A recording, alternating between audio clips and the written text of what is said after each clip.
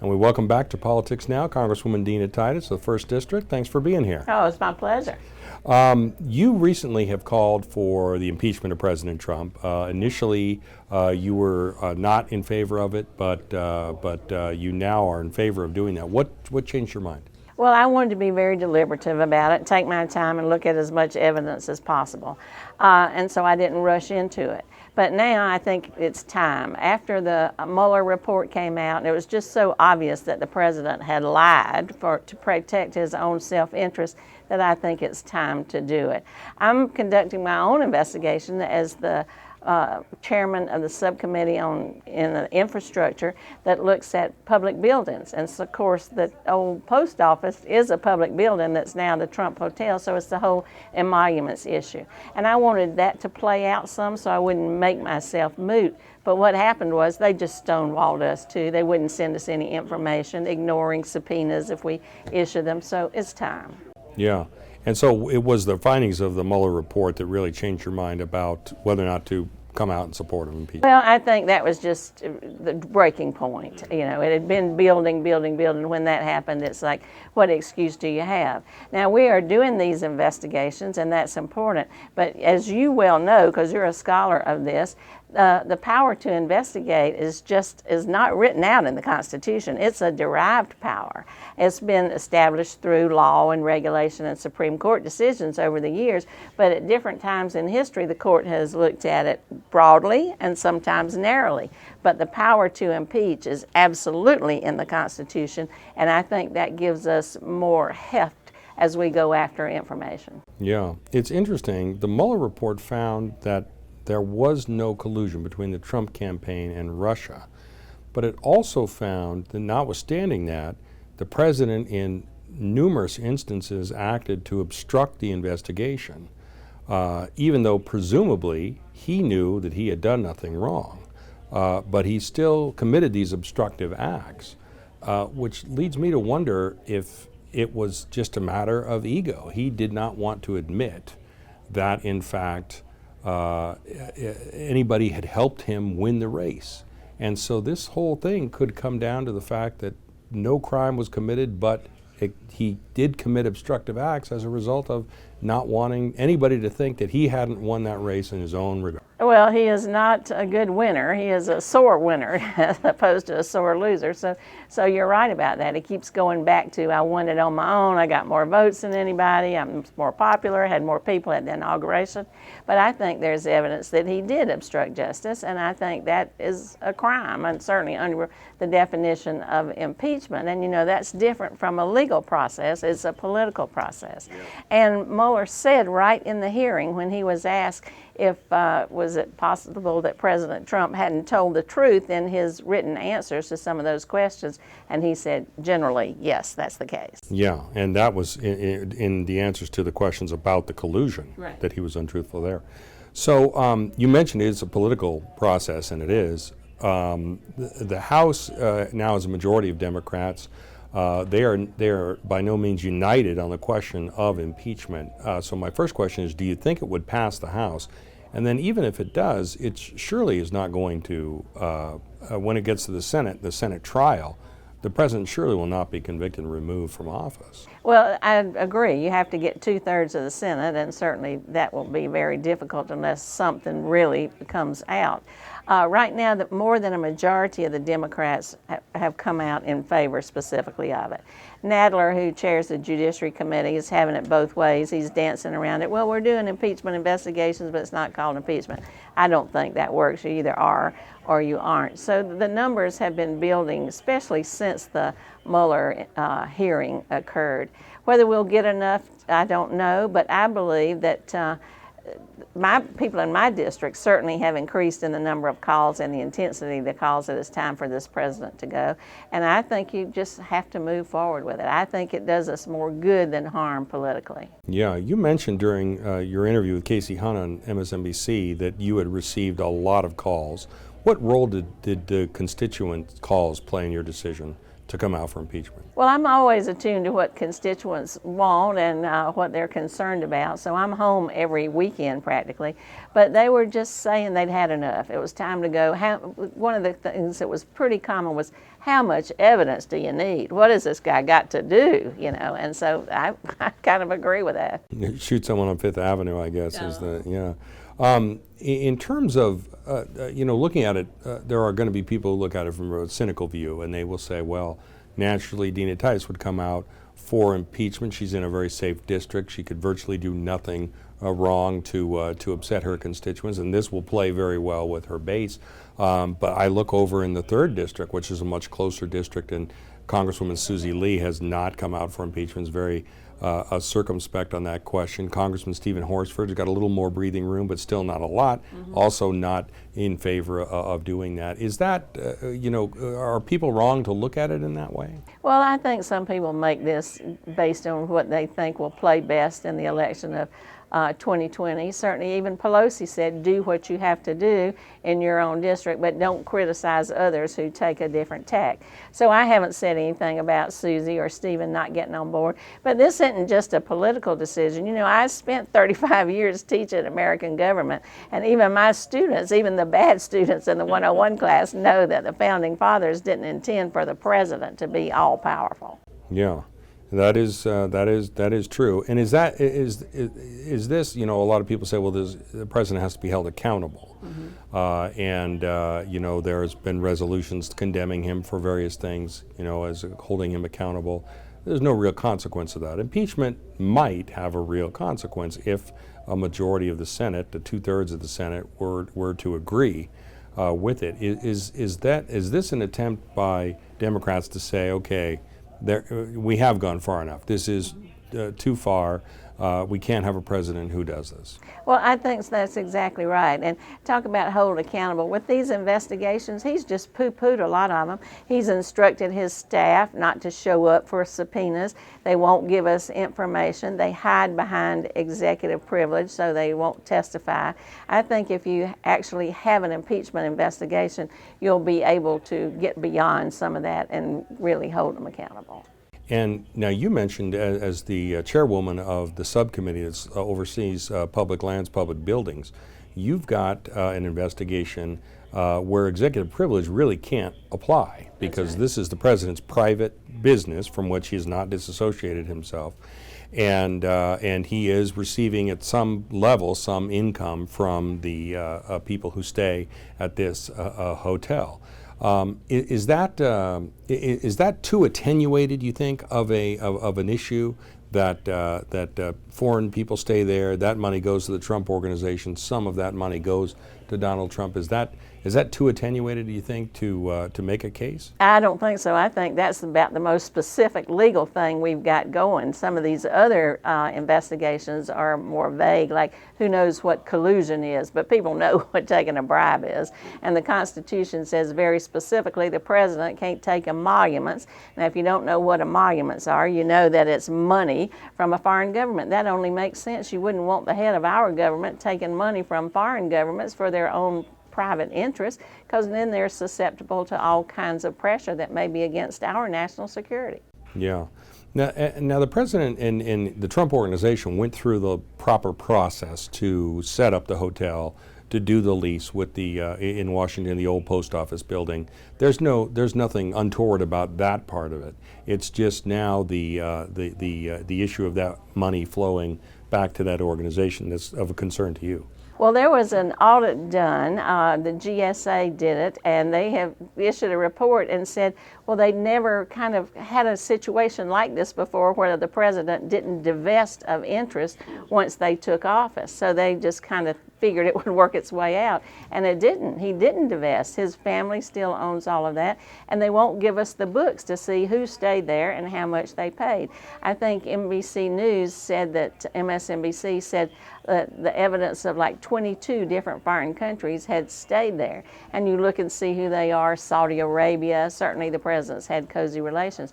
We asked for some of the evidence from the GSA, and you know what we got? A box full of newspaper clippings. That's how they kind of blow you off. So when we go back in September, we're ramping that up, and we're going to bring the auditor in to have a more serious conversation. Well, as a longtime newspaper man, I have to say that's probably pretty good evidence in there. But in terms of, you said they're ignoring the subpoenas. How long can that go on? I mean, you are leading a congressional subcommittee.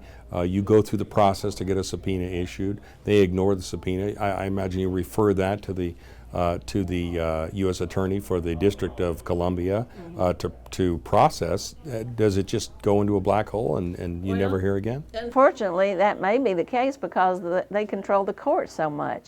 They have stacked the courts. They've made more appointments to lower court judges than anybody in recent history, and now they have a majority on the Supreme Court. So even if you sue and take it to court, they're likely not to rule on our behalf. So I think they're just stalling it as long as possible. If we were to impeach on the House side and the President and the Senate didn't get the 2/3 to remove him, then it would be McConnell who's letting this president off the hook and not holding him accountable. And I don't think that speaks very well of him.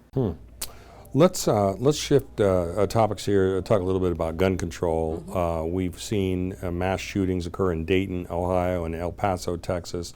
A California Highway Patrol officer was killed in Riverside County. All of which, yes, Gilroy, and of course the 1 October shooting here in Las Vegas. In my district. All of those things occurred with the use of military-style, semi-automatic, or modified weapons. Is it time to ban assault weapons? I think it is. I mean, these are weapons of war. They aren't things that sportsmen use. You're not going to kill a deer or a chucker with an automatic weapon. And you look and see how most of this destruction has occurred lately, and it's been using those kinds of weapons. Right after the shooting here in Las Vegas, I introduced a bill with a Republican, former FBI agent from Pennsylvania, Fitzpatrick, to do away with bump stocks. Well, everybody was all excited about that until the NRA came out against it, and the president said, we'll do it administratively. We said, no, that's not going to work because it's not in the statute, and it'll just end up in court. Well, the day after he did it, the NRA took it to court, so nothing has even happened on bump stocks. I'm a co-sponsor of the background check bill, of the red flag bill, of the get rid of assault weapons, and also the multiple clips where you can just fire so many shots in just a short amount of time, and that bill would limit it only to 10. Yeah. What do you think about the idea of banning the civilian use of armor-piercing bullets that were used in the 1 October shooting? They were purchased in Arizona, brought here. The shooter apparently intended to ignite a fuel tank on the property of McCarran Airport. What do you think about that? Is that something that Congress should look at? I do think so, and I believe there may be legislation that comes out of that. There's a caucus, Gun Violence Prevention Caucus, because again, that's a weapon of war, not a weapon of recreation or protecting your home or hunting or target shooting or something like that. Just don't need those on the streets of this country. There's another issue that came up, and that is the use of body armor. The purchase and possession and use of body armor by civilians. There's some people who say that ought not to be done. There was the shooter in Dayton had body armor. The North Hollywood bank robbers, I believe in 1997, had body armor, and it made it much more difficult for the police to bring them under control and end that incident. Do you think there's anything to that? Should that be looked at? I haven't gotten on a bill like that. I haven't heard as much talk about that. There's so much focus right now on the automatic weapons and the bump stocks, but certainly that caucus might look at that. I mean, we see more gun violence in this country than anywhere. Look after what happened in New Zealand. Within just a very short time, they banned those weapons, and like 10,000 weapons have already been turned in, and it's an American phenomenon. In America, there's some difference because of our jurisprudence. The Heller versus the District of Columbia decision in 2010, the McDonald versus Chicago decision that followed on that. Do you think it would be even possible to ban or semi-automatic weapons the way they did in the crime bill of 1994? Could we do that today, given the state of the law? Well, it amazes me that they were able to do it then. And that was before all these shootings occurred. I think you can find a way to restructure the statutes, but you know, we've got to do something. For example, the CDC has been prevented from even studying gun violence as a public health issue. I mean, that's a pretty basic thing. And remember, just recently, the shooting in California, the weapons were bought here in Nevada. We need to look at that situation. And the people in Nevada, I'm a gun owner. I grew up in the South. Daddy went bird hunting all the time.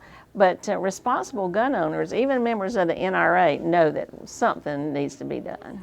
Yeah, it does seem that public opinion is shifting as these incidents multiply toward some kind of regulation, and I think background checks probably are the most popular at this point. Yeah, that's right. Even Mitch McConnell indicated that he might be open to a consensus bill on the subject of background checks. So there may be some room to negotiate that once Congress reconvenes in September. Well, I certainly hope so, and I hope they don't just hide behind we need more money for mental health. Certainly we do, but that's not the only issue. Nevada public opinion is for background checks. You saw that initiative passed, and the legislature twice now has tried to put that into effect. Yeah, absolutely. In terms of the presidential candidates coming to town, we've heard from almost all of them. On this show, we've had Marianne Williamson, we've had Cory Booker, we've had Bernie Sanders, we've had Joe Biden. I don't want to forget anybody. We've had Elizabeth Warren sit down. Mayor Pete. We've had quite a few candidates come on here. Do you have a favorite so far in the race? Well, I'll say that I'm delighted that they're all coming to Nevada, and they're not forgetting that we're number 3 in terms of first in the West for our caucus. And it's flattering. They're all calling me. I don't mean to sound immodest, but they'd like to have my endorsement here in Southern Nevada. So we're meeting with them. My team is being very helpful. I'm going to endorse before our caucus. I don't see any reason to wait, but I haven't done that yet. Yeah. You seem, philosophically, fairly close to somebody like Elizabeth Warren or somebody like Bernie Sanders, Medicare for All. Some of Elizabeth Warren, like yourself, is a longtime professor, so you have that in common. Are you looking at somebody like that, or are you looking at a more pragmatic, maybe more centrist candidate like Joe Biden? Well, I think all the candidates have moved a little to the left. And there are certain policies, you're right, I do like Elizabeth Warren. She's a very smart lady, and I agree with some of her policies, especially when she went after Wall Street. She was the main voice on that. I supported Hillary Clinton over Bernie Sanders last time, but he's certainly part of the mix, even though some of his support is going to the other liberal candidates. But my main goal is just to get rid of Donald Trump. We got to win in 2020, up and down the ticket. What do you think is more likely, Trump defeated at the ballot in 2020 or articles of impeachment passed in the House?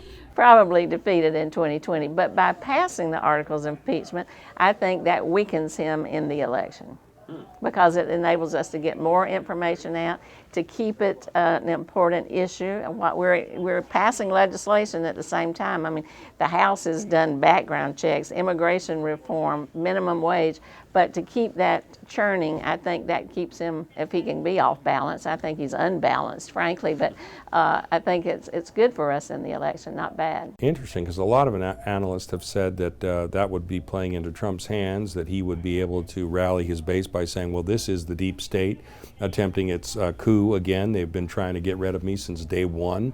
And this is just more part and parcel of that. If he is exonerated in the Senate especially, he can say it was all a put-up job by the Democrats, who are sore losers. Well, I think that plays to his base, but remember, his base is only in the 30 percentile. I don't think it plays beyond that, and they're already loyal to him. I think the more information that comes out, the more if you do it in a very deliberative, very studied, very precise way, while also passing legislation that's important, it's the nonpartisans that you're appealing to. Yeah, I was going to say, this is really where the battle is going to be won or lost, hearts and minds is not on with the base of either party, but right in the middle. So if they perceive you to be proceeding precipitously and recklessly, they might side with Trump. If they look at you proceeding deliberatively and reasonably, they might side with the Democrats on that. I think that's right. And you know, don't forget about the economy and how that plays. And with some of this China tariff wars and some of his reckless behavior internationally, you know, the stock market took a hit and a lot of people are projecting a recession. God knows we don't want that to happen again in Nevada. We were so hard hit before, but that's going to be a factor too. What kind of a candidate would you think would run better against Donald Trump in a general election? Would it be a moderate like Joe Biden, where there are fewer contrasts, where Trump can't credibly attack that person for being a socialist? Or would it be a liberal candidate where the contrasts are stark and the difference is clear, and where Trump might have the opportunity to say, well, those policies are not American policies, those are European policies? I don't think it matters. I think no matter who runs against him, he's going to make up some crazy nickname for him.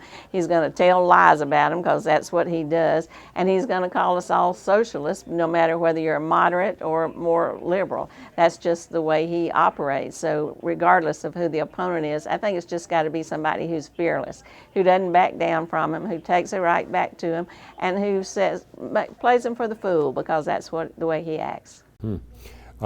Last question. You're the chairwoman of a committee that's investigating Donald Trump. Do you have a Donald Trump nickname? Has he given you a moniker? Well, not yet. I'm waiting to see what he comes up with. I hope it's not profane.